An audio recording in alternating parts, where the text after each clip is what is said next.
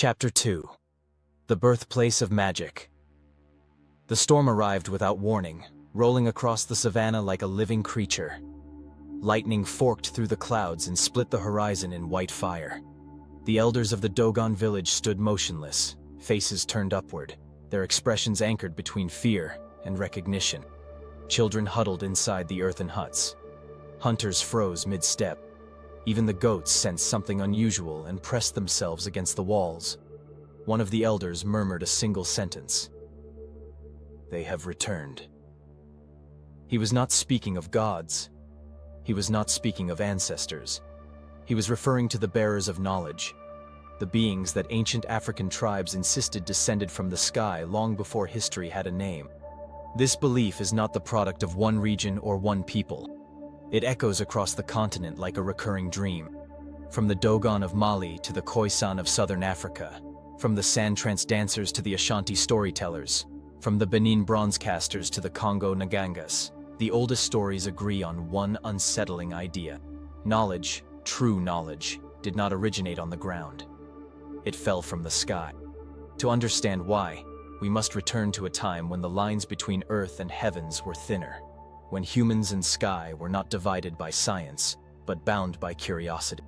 Africa's earliest tribes were stargazers long before the word astronomy existed. They spent nights lying on their backs, reading constellations the same way one reads the veins of a leaf. They tracked seasons by the stars, navigated deserts using celestial patterns, and predicted rain by watching how constellations shifted over time. But there is one tribe whose knowledge remains the most baffling: the Dogon of Mali.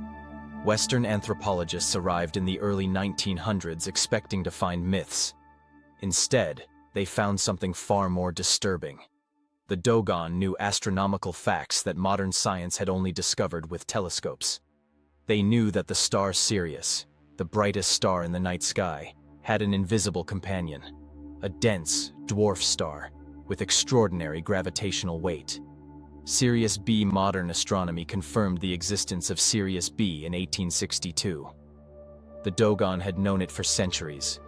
They described it as a heavy star, invisible to the eye, orbiting every 50 years, with a density like metal. How did they know?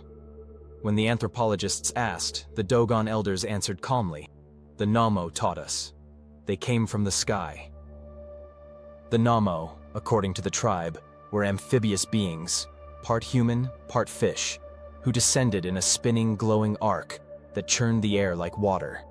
They brought writing, agriculture, mathematics, and astronomy. They taught humans how to heal, how to call the rain, how to interpret dreams. They brought order to chaos. To the Dogon, this was not mythology. It was memory. But even if one dismisses the literal interpretation, a deeper truth remains. Africa's oldest tribes believed knowledge was a gift, not stumbled upon, but delivered. There is a powerful psychological reason for this. Early humans experienced the sky not as empty space, but as a living, vibrant force. Thunder was a voice. Lightning was a warning. The sun was a guardian. The moon was a timekeeper. The stars were ancestral footprints across the black cloth of night. In an age without electricity, the sky was theater, clock, calendar, and scripture. Its movements dictated survival. Its storms shaped fear. Its silence shaped awe. Modern neuroscience explains awe as a full-brain event, one of the few states that simultaneously activates the prefrontal cortex, the temporal lobe, the limbic system, and the visual cortex. Awe rewrites the brain. Awe deepens memory. Awe creates conviction. So when early tribes saw lights streaking across the sky, or comets with glowing tails, or meteors exploding into fireballs, the impression burned itself into their nervous system. Anything that arrived from above felt divine. Anything that shimmered in the sky felt authoritative. Anything that fell to earth carried power. It was not superstition. It was neurobiology.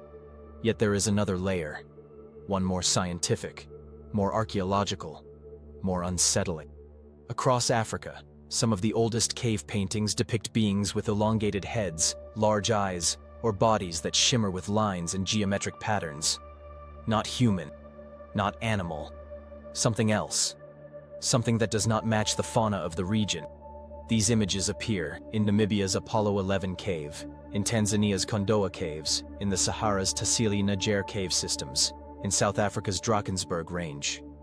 Some paintings show beings descending on beams of light.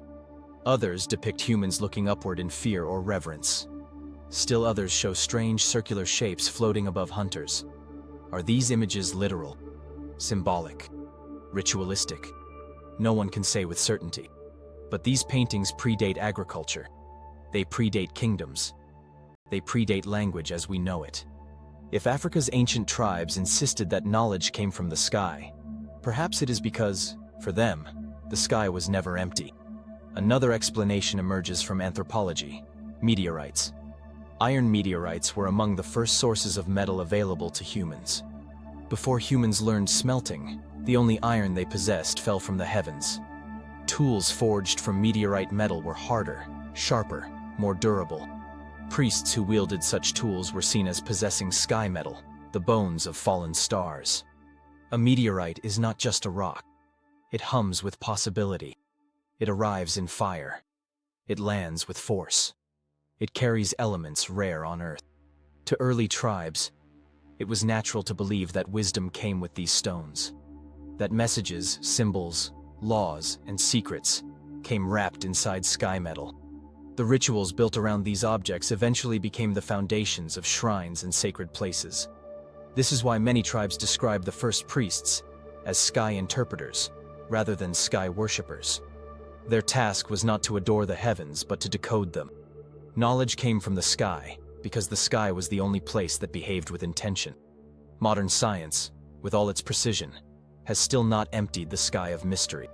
Black holes, dark matter, cosmic radiation, solar winds, pulsars, quantum fluctuations. These are not poetic metaphors. They are real, measurable, and profound. So when Africa's oldest tribes say that knowledge came from the sky, perhaps they were not wrong. Perhaps they were observing, in their own language, the same truth astrophysicists stumble toward today, that the universe is a transmitter, broadcasting information constantly across time and space. The Dogon elders did not need physics to understand this. They had their own vocabulary, their own frameworks, their own ways of decoding celestial movement. What they called the Namo, modern scientists might call cosmic phenomena. What they called messages, scientists might call signals. What they called knowledge, physicists might call information embedded in the fabric of reality. Different words, same sky, same mystery.